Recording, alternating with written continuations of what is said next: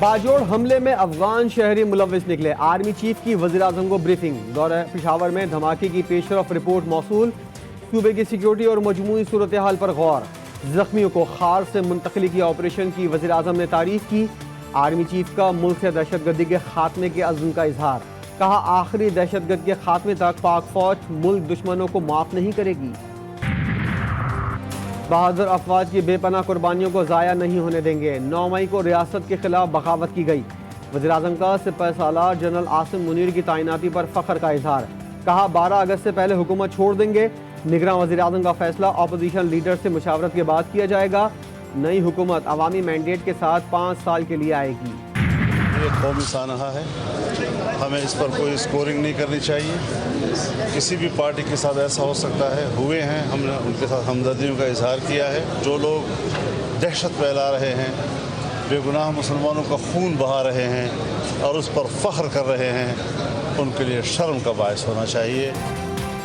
باجوڑ جیسے واقعات پر point scoring شرمناک ہے، بے گناہ نہتے مسلمانوں کا خون بہانے والے اللہ کے عذاب سے ڈریں۔ مولانا فضل الرحمان کی باجوڑ سانحے میں زخمی افراد کی عیادت، کہا آزمائشیں قوموں پر آتی ہیں، ڈٹ کر حالات کا مقابلہ کرنا ہوگا۔ پاکستان کا دہشت گردی کے خاتمے کے لیے افغانستان کی مدد کے لیے تیار ہے، وزیر خارجہ بلاول بھٹو کا خطاب۔ نیٹو کا چھوڑا ہوا اسلحہ دہشت گردوں تک پہنچ گیا، کہا پاکستان کی دہشت گردی سے متعلق پالیسی واضح ہے، عالمی امن اور خطے کو درپیش مسائل کے حل کے لیے اقدامات کی اشد ضرورت ہے۔ ملک کی مفاد میں سامنے رکھتے ہوئے اس طرح ہائی سپیڈ ڈیزل کی قیمت میں 19 پہ 90 پیسے کا اضافہ کیا جا رہا ہے اور پیٹرول کی قیمت میں 19 پہ 95 پیسے کا فی لیٹر اضافہ کر کے اس کی جو قیمت ہے وہ 272.95 روپے ہوگی۔ 1-2 نہیں، پورے 20 روپے کا اضافہ، پیٹرول اور ڈیزل پھر مہنگا، عوام پر مہنگائی کی چٹان گرا دی گئی۔ وزیر خزانہ اسحاق ڈار کی وہی پرانی گردان، کہا عوام پر کم سے کم بوجھ ڈالا، نئی قیمتوں کا فوری اطلاق۔ 1 لیٹر پیٹرول 272 روپے 95 پیسے، ڈیزل 273 روپے 40 پیسے کا ہو گیا۔ وزیر خزانہ کہتے ہیں ملکی مفاد میں مشکل فیصلہ کیا، وزیراعظم کی منظوری سے پیٹرولیم مصنوعات کی قیمت بڑھائی۔ ہر قربانی عام آدمی کیوں دے، سارے مزے بس حکمران اور مراد یافتہ افسران اڑائیں۔ پیٹرولیم مصنوعات کی قیمتوں میں اضافے پر عوام پھٹ پڑے، اضافہ مسترد۔ شہریوں نے کہا عالمی منڈی میں کمی کا فائدہ عوام کو نہیں ہوتا، قیمتیں بڑھتے ہی عوام پر بوجھ لاد دیا جاتا ہے۔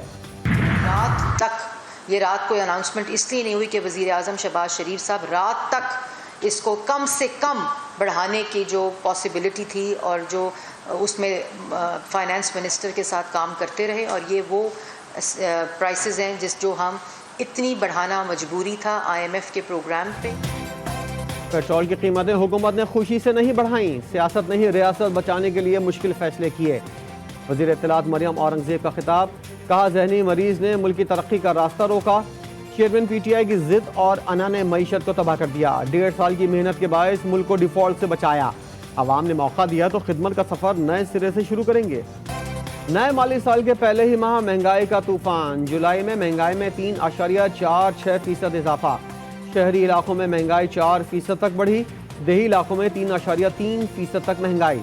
سروسز، اشیاء ضروریہ، آٹا، چینی، دالوں کی قیمتوں کو پڑ لگ گئے، قوت خرید متاثر، تاجروں کا کاروبار شدید متاثر۔ ماضی میں کرپٹ لوگوں کی کرپشن کو نظر انداز کیا گیا، نیب بھی لوگوں کو انتقام کا نشانہ بناتا رہا، ماضی کی غلطیوں سے سیکھ کر آگے بڑھنا ہوگا، باتیں بہت ہو گئیں، اب ترقی کے اہداف حاصل کرنا ہے۔ وزیراعظم شہباز شریف کا اسلام آباد میں پاکستان منرل سمٹ سے خطاب، آرمی چیف نے کہا کہ اللہ نے ہمیں بے شمار نعمتوں سے نوازا، مایوس نہ ہوں، پاکستان کو ترقی سے کوئی طاقت نہیں روک سکتی۔ وزیر خزانہ اسحاق ڈار نے کہا پاکستان ترقی اور خوشحالی کی شاہراہ پر گامزن ہے۔ نگراں وزیراعظم کے لیے حکومت اتحادیوں کے مشورے، سابق گورنر سندھ ڈاکٹر اشرف لباس سینئر سیاستدان میاں محمد سومرو کے نام سر فہرست، اتحادیوں میں صلاح مشورے، پیپلز پارٹی JUI اور نون لیگ کا سیاستدان کو نگراں وزیراعظم بنانے پر اتفاق۔ PTI پارلیمنٹیرینز کور کمیٹی کا اجلاس، Pervez Khattak chairman, Mahmood Khan vice chairman منتخب۔ پرویز خٹک کا 19 اگست کو نوشہرہ میں جلسے کا اعلان، کہا عوام کو تنہا نہیں چھوڑیں گے، پاکستان اور پختونخوا میں امن و امان کی جدوجہد ہر سال میں جاری رہے گی۔ सिविलियन के फौजी अदालतों में ट्रायल के खिलाफ दरखास्तों पर समाअत के लिए फुल कोर्ट बनेगा या नहीं, फैसला सुप्रीम कोर्ट कल सुनाएगी।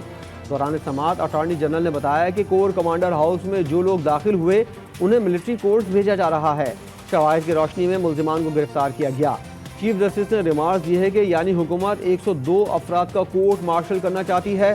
किसी फोरम पर मवाद होगा तो पता चलेगा कि आपका दावा दुरुस्त भी है या नहीं।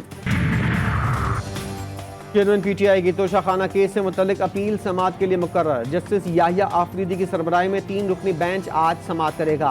तोशाखाना केस में चेयरमैन पीटीआई का 35 सवालात पर मबनी 342 का बयान कलमबंद। इस्तिगासा के गवाहों पर एतराज, कहा विफाकी हुकूमत के पेश करदा दोनों गवाह कठपुतली थे।